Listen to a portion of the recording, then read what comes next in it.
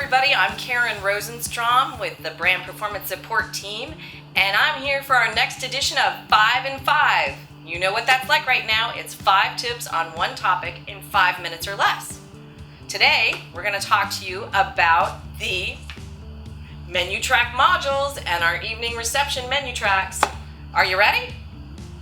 Okay, number 1. Make sure you print the menu tracks and put them in a binder. We've even gone so far as to make these beautiful, lovely binder covers and spines for you, so it makes it easy to customize it. And you're going to want to print them in color. We don't expect you to print them on cardstock, but having them in color is very important. The pictures don't come out very well in black and white, and it makes it a little harder for team members who don't read English necessarily to be able to understand how to cook it if it's in black and white. So you want to make sure they're in color, and then you're going to want to put them inside a page protector. I don't know how it is in your house, but my personal kitchen gets very messy, and I haven't worked in a hotel yet where the hotel kitchen doesn't get messy during service. So having them in a page protector will keep you from having to reprint them frequently. And then once a set of menus for the couple of months is over, don't throw away those menu cards, because we'll be using them again in future months as we move forward. Ready? Number 2. Meet with your food vendor and use them to help you source the products you're going to need for our new fabulous food.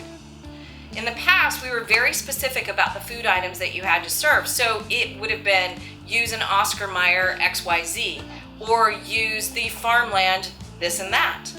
We're not doing that anymore, because we know it's really hard to get brand-wide distribution in all of our areas in the United States and Canada.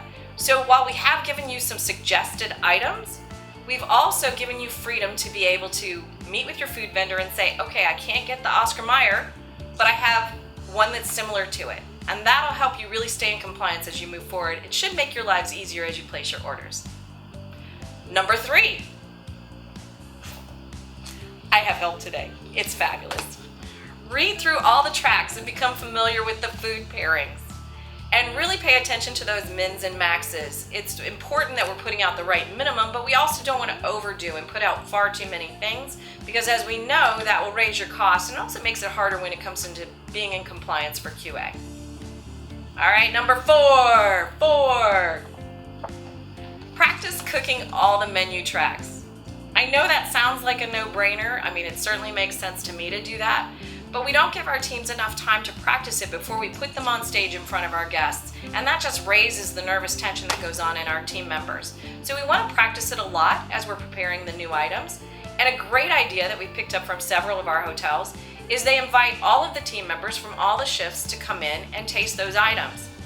You know, the best salespeople we have are team members who like what we're doing and can talk about it enthusiastically and openly with our guests. And the best thing is for somebody at the front desk to be able to go, you know, tonight is grilled cheese night and they are my favorites. I know you're going to love it, Mr. Smith. I hope you come down and try it. And number 5, review the article from the April 20th Now edition that talks about the interim solutions for your displayware. We really had hoped we'd have the displayware to you in June to be able to roll it out. But unfortunately, just like our granite, it's on the slow boat from China. So we hope to have it here really soon. But in the meantime, we've come up with ways that you can do the new menu tracks using our existing displayware. Now, it's not as slick and pretty as it's going to be when you get your new stuff, but it certainly will help you get through. So practice with the Interim Solutions Displayware Guide and figure out a way to set it up that's going to work effectively for you at your hotel. All right, guys, that's it. 5 and 5. Thanks for joining us today, and we'll see you soon. Bye.